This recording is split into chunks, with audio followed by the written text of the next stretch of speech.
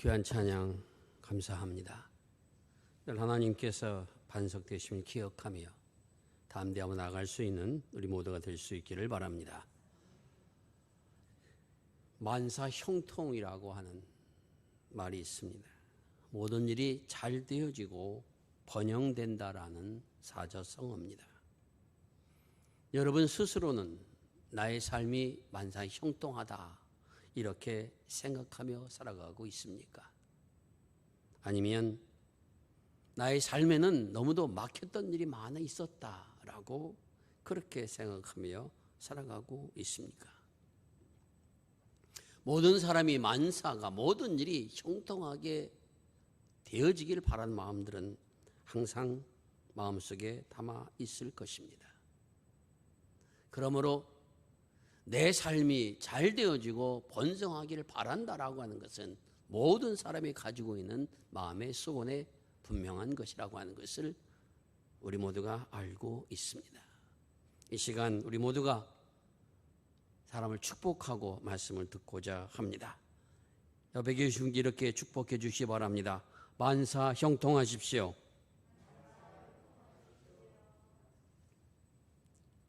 오늘 설교 제목을 형통한 자라 이렇게 잡아보았습니다. 형자라고 하는 이 단어는 원래는 조상신에게 제사를 드린다라는 그러한 상형 문자에서 왔습니다. 그리고 통자라고 하는 것은 모든 것이 환하게 뚫려 있는 길이라, 그래서 그 의미가 통하다, 내왕하다 이런 의미가 함께 합쳐진 단어가 형통입니다.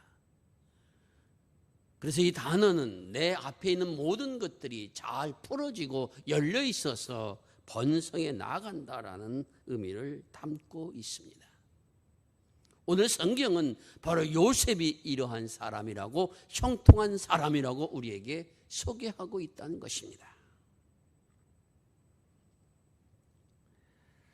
아브라함과 이삭과 야곱으로 이어지는 믿음의 조상의 반열에는 서지 않은 사람이었지만 12부족 이스라엘 백성의 실질적인 조상이 되는 야곱을 그 부족의 믿음의 조상으로 세우는데 가장 큰 공헌한 사람이 바로 이 요셉이라는 사람입니다.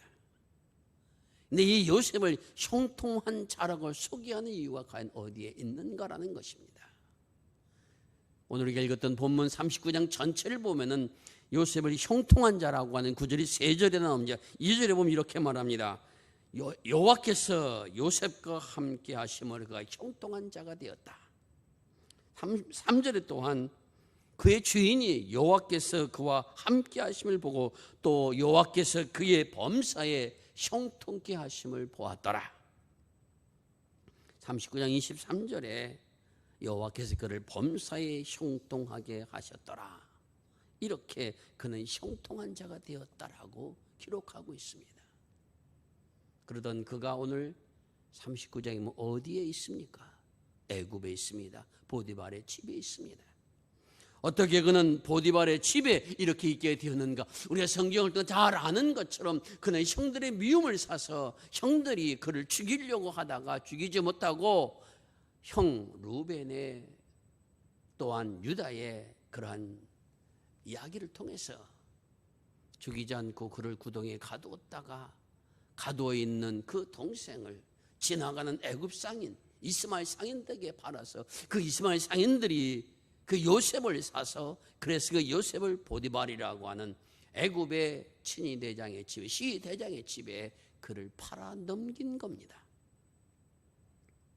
여러분, 이러한 요셉이 과연 형통한 사람이라 그렇게 말할 수 있는가 하는 것입니다. 애굽의 보디발의 집에 있는 그러한 일 속에서 그는 하나님께서 함께하여 주시로 말미암아 그가 보디발의 집의 모든 사물을 총괄하는 총무가 됩니다. 용모가 준수했고 지혜로웠더니 요셉을 성경에 말하는 것처럼 보디발의 아내가 그를 탐해서 나랑 같이 종침하자 그렇게 계속 요구를 합니다. 그 결과 사람들이 없는 그러한 때 보디발의 아내가 유혹을 한 것을 뿌리치고 나오다가 옷을 벗어 던지고 도망을 합니다. 보디발의 아내가 어떻게 얘기합니까? 요셉의 옷을 들고 와서는 이렇게 말합니다. 이 옷의 임자가 나를 범하려고 했다가 내가 소리를 지르니까 도망가 버렸습니다. 이 소식을 들었던 보디발이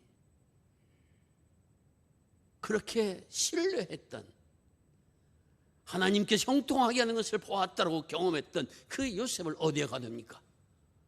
왕들이 죄수를 가두는 곳에, 그곳에 가둡니다. 그곳에 가뒀다는 것은 누구도 왕의 허락 없이는 빼내올 수 없는 그러한 깊은 감옥에 그를 갇히게 했다라는 것입니다. 여러분, 이러한 요셉이 과연 어떻게 형통한 자라 이렇게 말할 수 있겠는가 하는 것입니다. 이외에도 우리 요셉이 얘기하는 모든 사람들은 우리가 다 알고 있습니다. 그 감옥에서 또한 거기서 꿈을 해석하게 되고 나중에 애굽의 총리가 되기까지 얼마나 많은 어려움과 고난을 그가 겪어왔는가 하는 것을 성서는 우리들 그대로 전하여 주고 있습니다. 그럼에도 불구하고 요셉은 형통한 자라 이렇게 성경은 우리에게 이야기한다라는 것입니다. 먼저 우리가 이 이야기 속에서 기억해야 되는 것은, 형통한 자가 된다라고 하는 것은 아무런 고난도 아픔도 괴로움도 없는 자가 된다는 말과는 다르다는 겁니다. 다시 말씀드리면 성경이 말하는 형통한 자도 고난과 아픔을 겪어 나아가는 가운데서 하나님의 역사가 그에게 임한다는 사실들을 우리들에게 보게 하여 주고 있습니다. 요셉의 32년의 삶 속에는 많은 고난의 연속이었던 것을 우리가 보게 됩니다. 아까도 말씀드린 것처럼 형들의 미움을 사서 죽일 고비를 넘기고 그곳에서 팔려서 감옥에 가고, 그리고 그 감옥에서도 오랫동안 살아야 됐으며 꿈을 해석해서 총리가 되기까지 얼마나 많은 고난이 그에게 있었는가 하는 것을 우리가 모두 알게 됩니다. 그 결정적으로 그가 그러한 형들의 미움을 사게 된 것은 무엇입니까? 물론 아버지가 자기네 형들은 그냥 무명옷을 입히고, 그리고 요셉에게는 비단 옷을 입히는 것처럼 그렇게 채색을 입혔기 때문에 형들의 미움을 산 것도 당연한 거지만은, 그러나 말년에 얻었던 아들에 대해서 특별히 관심을 갖는 야곱의 마음도 우리가 이해할 수 있다는 겁니다. 그가 꿈을 꿉니다. 그리고 나 형들이 이렇게 이야기합니다. 내가 꿈을 꾸었는데 내 단은 일어서서 똑바로 서 있고 다른 11개 단이 내게 절한다. 이것을 형들이 이야기합니다. 요셉이 만약 이러한 이야기의 꿈이 그냥 범상한 것이 아니라 이것은 형들이 내게 절하는 꿈 같다라고 그가 알고 있었다면, 아니 그렇게 이미 알고 있었음에도 불구하고 왜 그 얘기를 했는가 하는 겁니다. 하지 않아도 될 문제를 그는 굳이 이야기해서 형들이 미움을 사게 됩니다. 그것뿐만이 아닙니다. 또 꿈을 꿨는데 해와 달과 11별들이 내게 절하는 꿈을 꿨나이다. 여기에는 아버지가 나서서 꾸짖습니다. 그러면은 나와 내 어머니도 너에게 절한다는 것이냐? 내 형들뿐만 아니라. 그러나 여기 중요한 것이 있습니다. 그럼에도 불구하고 그 형들이 있는 자리에서는 요셉을 꾸짖었지만은, 그러나 야곱은 그 꿈을 그의 마음에 두었더라. 이렇게 성경은 기록하고 있습니다. 그럼 왜 이러한 요셉을 성경은 형통한 자라고 이야기하고 있는가 하는 것입니다. 구약 성경은 어떠한 사람이 형통한 자가 되는가라는 것을 우리들에게 전하여 주고 있는가 하는 것입니다. 먼저 여호수아 1장 7절 8절 보면 이렇게 주면 여호수아에게 말씀합니다. 오직 강하고 극히 담대하여 나의 종 모세가 내게 명령한 그 율법을 다 지켜 행하고 우로나 좌로나 치우치지 말라. 그리하면 내가 어디로 가든지 형통하리니 이 율법책을 내 입에서 떠나지 말게 하며 주야의 것을 묵상하며 그 안에 기록된 것을 다 지키라. 그리하면 내 길이 평탄하여질 것이고 내가 형통하리라. 주님 그렇게 말씀하십니다. 열왕기상 2장 3절에 보면은 다윗이 솔로몬에게 유언처럼 남겨준 말씀이 무엇입니까? 내 하나님 여호와의 명령을 지켜 그 길을 행하여 그 법률과 계명과 율례와 증거를 모세의 율법에 기록된 대로 지키라. 그리하면 내가 어디로 가든지 형통할지라. 다윗 왕이 솔로몬의 길이 형통하기를 바라며 가르치는 교훈 가운이 바로 이 유언이 바로 열왕기상 2장 3절에 나온 말씀입니다. 역대상 24장 20절에 보게 되면은 하나님께서 여호와 제사장을 통해서 이스라엘 백성들을 깨우칩니다. 하나님의 말씀대로 지키게 함으로 말미암아 그래서 하나님의 말씀을 지켜 행함으로 그들이 평탄하여집니다. 그런데 여호와의 제사장이 뜻 세상을 떠나게 되어지자 그때 왕이었던 요아스가 제사장이 죽고 난 후에 방백들의 말을 들어서 그동안 섬겨왔던 하나님을 멀리하고 우상을 섬겨나가는 그런 왕으로 전락해버릴 때 하나님께서 스가랴 예언자를 통해서 하나님의 말씀을 전하여 주십니다. 너희가 어찌하여 여호와의 명령을 거역하여 스스로 형통하지 못하게 되었느냐. 여호와의 명령을 거역하기 때문에 형통하지 못하게 되었다는 것을 분명하게 말씀하여 주고 있습니다. 시편 37편 7절에 시는 이렇게 말합니다. 여호와 앞에 잠잠하고 참고 기다리라.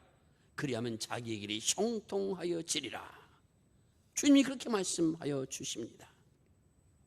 구약 성경 가르침 한결같이 형통한 자가 되는 길은 하나님의 율법과 계명과 그 가르침을 따르며 여호와의 명령을 지켜 행하는 자가 바로 형통한 자라고 분명하게 말씀하여 주고 있습니다. 이것은 그가 말씀을 지킴으로 그가 또한 계명을 따름으로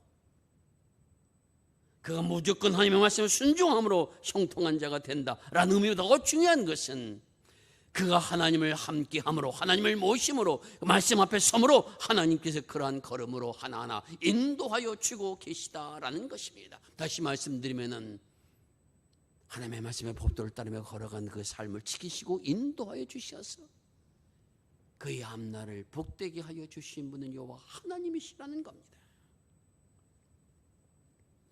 요셉은 형들의 미움을 받아서 죽을 고비를 넘기고 그리고 감옥에 가서 짓지 않은 죄를 뒤집어 쓰고 이러한 일들을 겪어왔지만은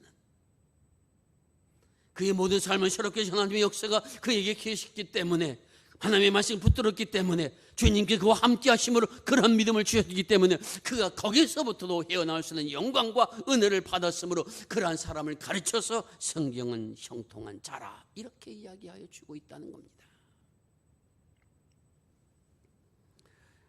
포디발의 아내의 유혹을 받았을 때 한편으로 인간적인 생각해 보게 되면 권력을 가진 사람이며 또한 그 아내와 정을 통한다고 하면은 몰래 자신 인생의 쾌락을 맛보고 또한 자기 나름대로 세계를 펼쳐나갈 수 있는 그러한 사람이 될 수도 있었을 것입니다. 하지만 그는 그 유혹의 순간에 이렇게 말합니다. 이 집에는 나보다 큰 이가 없으며 주인이 아무것도 내게 금하지 아니하였어도 금한 것은 당신뿐이니 당신은 그의 아내임이니라. 그런즉 내가 어찌 이 큰 악을 행하여 하나님께 죄를 지으리까. 보디발이 그렇게 금지하였기 때문에 그 명령을 지킨 것이 아니라 내가 죄악을 지어서 하나님 앞에 설 수 없음을 알기 때문에 나는 그렇게 할 수 없다라는 겁니다. 하나님의 말씀이 보니 내 안에 살아있어서 내가 악을 행하지 아니할 때 하나님이 나와 함께 하심을 내가 알기 때문에 나는 결코 이러한 일을 행할 수 없노라. 그의 마음속에 하나님의 말씀에는 순종과 하나님이 함께 하신 고백이 있었다고 하는 것을 오늘 우리들에게 분명하게 깨닫게 하여 주고 있습니다. 요셉이 받은 고난을 우리가 생각해 봅시다. 법인 같았으면은 불평과 불만할 수 있는 일이 너무도 많았습니다. 잘못한 것이 없습니다. 내가 죄를 지었거나 혹은 내가 불의를 행했거나 내가 다른 사람을 악하게 했거나 혹은 내가 다른 사람들에게 참으로 교만한 그런 끼를 통해서 그 사람을 무너뜨리거나 이러한 일이 있어서 내가 받는 고난이라면 어쩔 수 없다 여겨지겠지만은 사실은 요셉은 그런 것이 하나도 없습니다.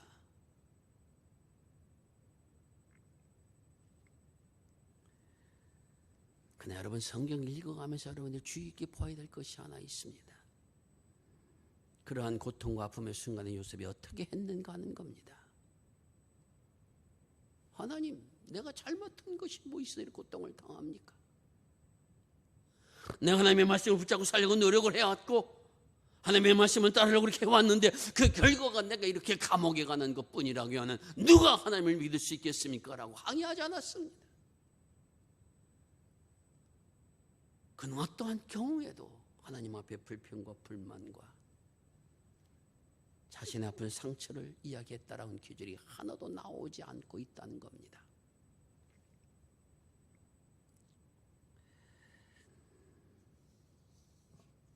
그가 나중에 바로의 꿈을 잘 해석해서 파로가 그를 총리 대신으로 세울 때 그 이름을 무엇이라고 불러주었습니까?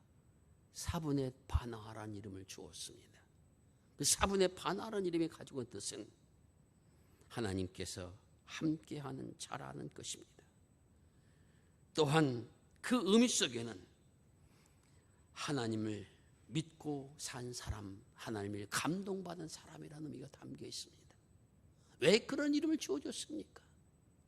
내가 보니까 이 요셉이라는 사람 속에는 하나님의 역사하셔서 그의 삶을 인도하여 주고 계시다는 것을 이 바로가 알았다는 겁니다. 그래서 그런 이름을 지어줬다라는 것을 말씀하여 주고 있습니다. 하나님 앞에 속한 사람, 하나님 앞에 감동을 받은 사람, 너는 사분의 바나니 이제 종리로서 이 나라를 다스리는 사람이 되라. 인장바지를 빼어주며 종리가 되기까지 하나님 그의 생애 속에 역사하셨다고 하는 것을 오늘 우리들에게 분명하게 깨닫게 하여 주고 있습니다. 다시 말씀드리면 하나님이 함께하는 사람이 바로 형통한 자라고 하는 것을 성경은 우리에게 전하여 주고 있다는 겁니다. 그의 삶 속에 어려움이 있고 인생길에 나는 고난이 있지만은 그러나 주님이 함께 하셔서 그를 돌보아 주심으로 그의 인생을 복되게 하시며 그의 인생을 통해 하나님의 영광이 드러날 수 있도록 인도하여 주시며 그의 삶 속에도 은혜가 나타날 수 있도록 역사하여 주시니 그가 바로 형통한 자라. 성경은 오늘 우리에게 분명하게 전하여 주고 계십니다. 하나님께서 아까 말씀드린 것처럼 여호수아에게도 모세의 뒤를 이어 가나안 정복에 가나안 땅에 들어가는 그 역사를 이스라엘 백성들이 이끌고 그 땅에 들어간 역사를 맡길 때 주셨던 말씀이 어떠한 말씀입니까? 강하고 담대하라. 내가 모세와 함께 있었던 것 같이 너와 함께 있을 것이라. 내가 너를 떠나지 않으면 내가 너를 버리지 아니할 것이다. 그 땅을 이 백성이 차지할 자로 내가 너를 세우느니 강하고 담대하라. 강하고 담대하기 위해서는 내 입에서 율법의 말씀을 떠나지 않게 하며 주야로 묵상하며 그 기록된 거로 다 지켜 행하라. 그리하면 내가 어디로 가든지 형통하리라.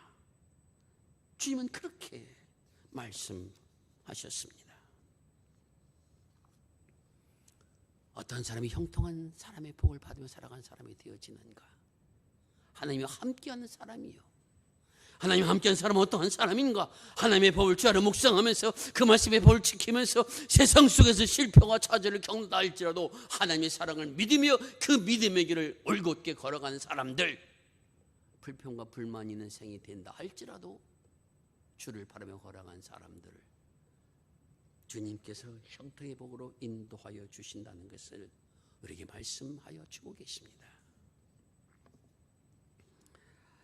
요한복음 17장에 보면 예수님께서 하나님 품으로 가시기 전에 제자들을 위해서 또 믿는 자들을 위해서 한 건 기도의 내용들이 요한복음 17장에 기록되어져 있습니다.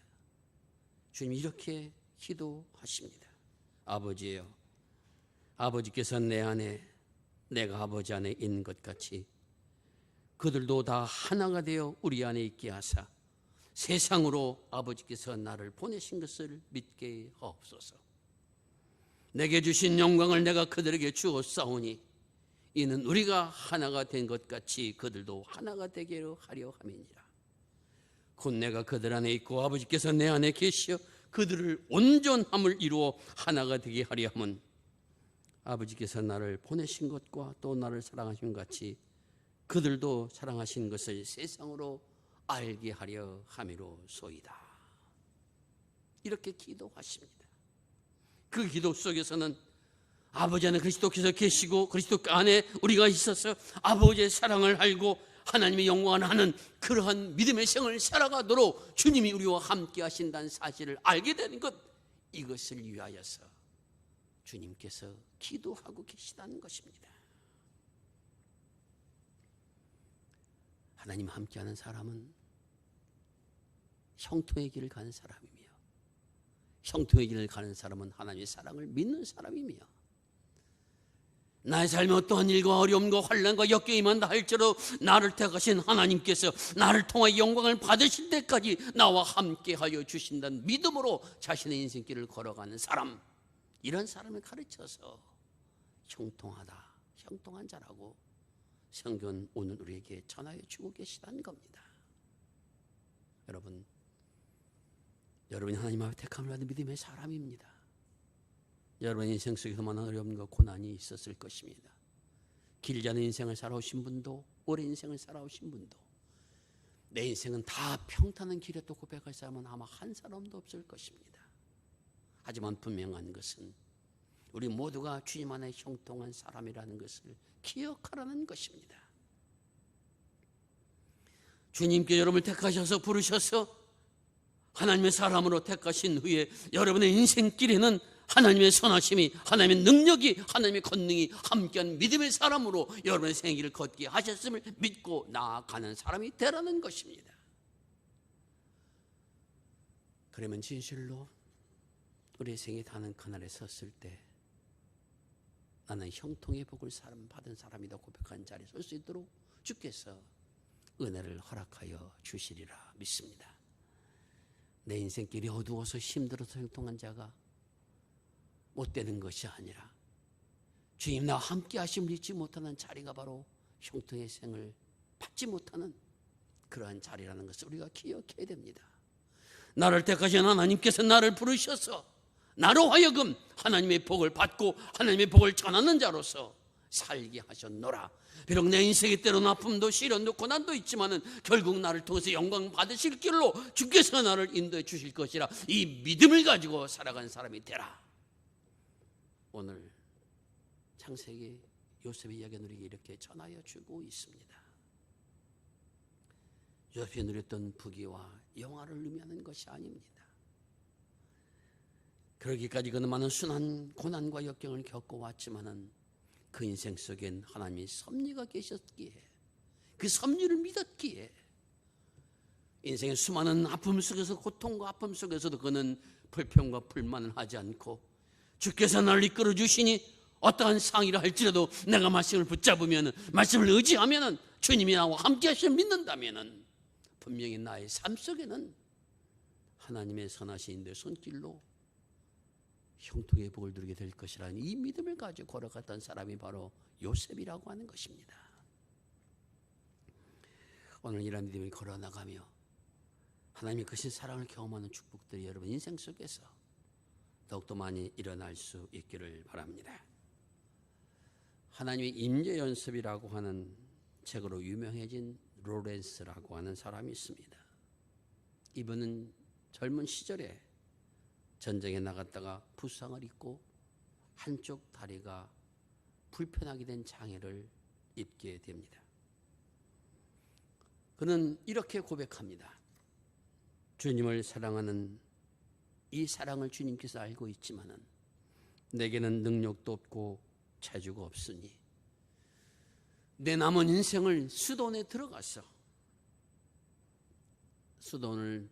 수도원에서 수도하는 모든 수도사들을 섬기며 나는 살기로 결단했습니다. 이렇게 고백하고 그는 가르멜 수도원에 들어가게 됩니다. 거기서 그는 수도한 사람들을 섬기며 살아갑니다. 그분이 하는 일은 하인들이 하는 일과 다름이 없었습니다. 청소하고 밥 짓고 설거지하고 수도사들의 구두가 떨어지면 구두를 깁고 수선하고, 옷이 더러워지면 옷을 빨고, 그렇게 그는 수도원에 들어갑니다. 그가 수도원에 들어갈 때 나이가 55세였습니다. 그리고 대부분의 수도사들은 그보다 더 어린 사람들이었습니다. 그래도 그는 하나님을 섬기듯이 그렇게 저들을 섬겼습니다. 정성껏 식사를 만들어 대접하고 모든 굳은 일을 자신이 앞장서서 행동하며, 그러면서 늘 하나님 앞에 기쁨과 감사로 충만했던 모습이었습니다. 그가 세상을 떠날 쯤 되었을 때에 그의 얼굴을 바라보는 모든 수도사들이 저는 하나님의 얼굴을 닮은 사람, 그리스도의 성품을 가진 사람들이라고 이야기했습니다. 그가 살아왔던 삶과 영성이 출간된 그 책의 이름이 바로 하나님의 임재 연습이라고 하는 책입니다. 그 책 속에서 그는 이렇게 고백합니다. 사람들은 어떻게 하는 것이 하나님을 사랑하신 것인지 그 방법을 알고자 합니다. 그들은 많은 훈련을 통해서 하나님을 사랑하는 데 이루고자 합니다. 그러나 모든 것을 하나님 사랑으로 하는 것, 이 세상의 모든 임무를 수행하면서 하나님을 향한 사랑을 나타내는 것, 이것이 더 단순하고 직접적인 하나님을 사랑하는 것입니다. 저는 후라이팬에 계란 후라이를 뒤집는 것도 하나님을 사랑하기 위해서 합니다. 그리고 그 일을 끝 마쳤을 때 다른 할 일이 없으면 부엌 바닥에 꿇어 앉아 그 일을 잘하게 하신 하나님을 찬양하고 경배합니다. 하나님을 사랑하기 위해 할 수 있는 일은 그 땅에서 그저 지푸라기 한 가닥 줍는 일을, 그거 외에 아무것도 없다 해도 저는 그것으로 충분합니다. 80이 되던 해 이와 같은 말을 남기시고 하나님의 품에 안겼습니다. 하나님과 함께하는 사람은 형통한 사람입니다. 형통한 사람은 이렇게 고백합니다. 형제들이여, 오직 하나님을 찬양하고 사랑하며 나머지 것은 아무것도 염려하지 마십시오. 하나님께서 형통하게 하여 주실 것입니다. 아멘. 기도하겠습니다.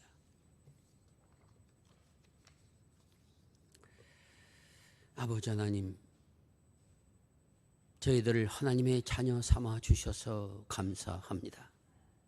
우리가 깨닫지 못한 가운데도 우리의 삶을 형통의 길로 인도하여 주심을 감사드립니다. 이제 우리의 모든 남은 생에 주님을 찬양하며 사랑하는 일을 통하여 하늘의 기쁨을 맛보기를 원합니다. 은혜를 내려 주시옵소서. 우리의 모든 염려와 우리의 모든 고난과 아픔들을 하나님 앞에 맡기게 하여 주옵시고, 하나님의 선하신 손길로 인도하여 주심을 믿기에 인내하며 나아갈 수 있도록 은혜를 내려 주옵소서. 우리의 믿음을 부욕해 하여 주시옵소서. 그럼 하나님 영광을 나타내는 귀한 일에 서게 하여 주옵시고, 아버지 하나님, 크신 사랑을 경험하며 살아가는 복된 삶이 되도록 은혜 충만케 하여 주시옵소서. 우리를 형통한 자로 부르시며 세우시며 인도하여 주시는 우리 구주 예수 그리스도의 이름 의지하여 기도드리옵나이다. 아멘.